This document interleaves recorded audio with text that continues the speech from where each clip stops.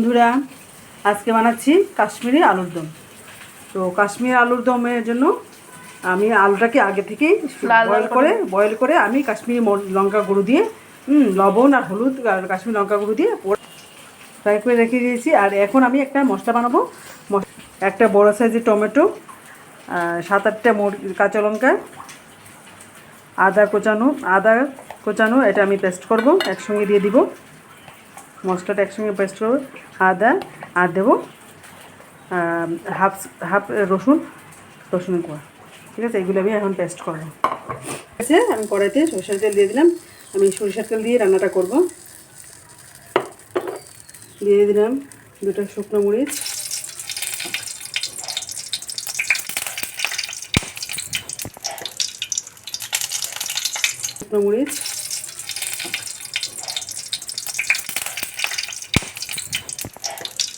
তেজপাতা, 3-4টে লং, দারচিনি 2টা আর এলাচ 2টা আমি ফাটিয়ে দিয়ে দিলাম। গোটা জিরে 1 চামচের মতো,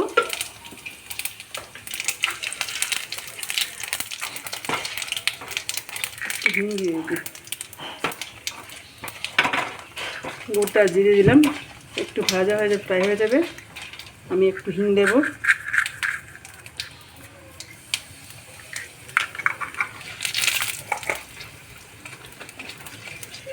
আদা রসুন কাঁচা লঙ্কা টমেটো পেস্ট যেটা করেছিলাম এটা আমি দিয়ে দেব।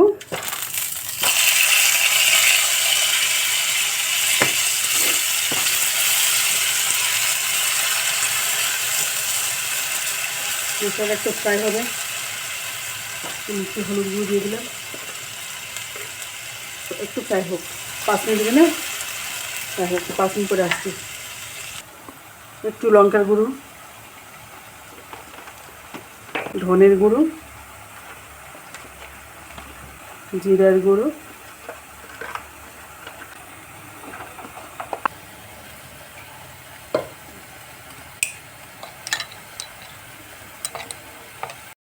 দেখুন আমার মশলা কষানো হয়ে গেছে। এখন আমি দইটা দিয়ে দেবো।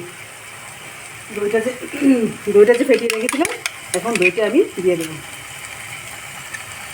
3 চামচের মতো দই দিয়েছিলাম, বড় চামচে। দইটা একটু পরিমাণে একটু বেশি দিয়েছি।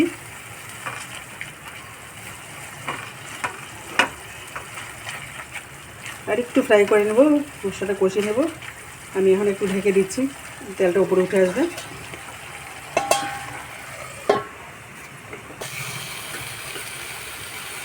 আমি এখন মশলা বাটার গ্রাইন্ডার বাটিতে যে জলটা ছিল এটা ধুয়ে এটা জলটা দিয়ে দিলাম।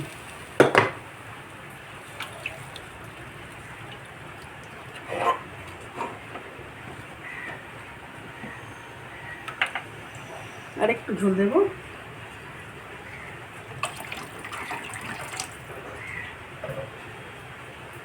এগুলো ফুটে আসলে আমার মোটামুটি হয়ে যাবে, মোটামুটি শেষ পর্যায়ে চলে এসেছে। আমি এখন একটু 1 চামচ হাফ চামচের মতো চিনি দিয়ে দেব।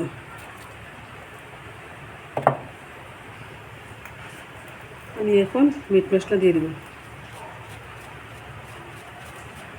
হাফ চামচের মতো মিট মশলা দিয়ে দেবেন। ফুটে আসলে মোটামুটি আমার তরকারিটা হয়ে যাবে, কাশ্মীরি আলুদম হয়ে যাবে। এটা আমি এখন ঢেকে দিচ্ছি।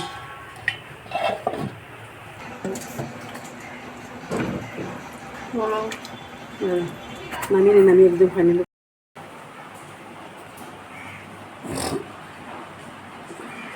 আমি এখন আলুটা দিয়ে দিলাম। এখন আমার কাশ্মীরি আলুদম এখন আমি নামিয়ে নেব। ফুটে গেছে।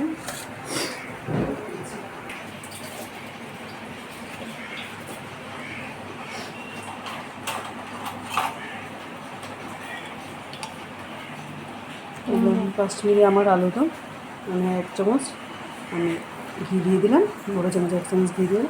এটা হলো আমার ফাইনাল লুক। আমি শতবার কিচেনে সবাইকে স্বাগত। এইভাবে আপনারা আলুদম বানাবেন, বানিয়ে খাবেন, সবাইকে খাওয়াবেন, খেয়ে বলবেন কেমন হয়েছে। লাইক করবেন, কমেন্ট করবেন, শেয়ার করবেন। টাটা।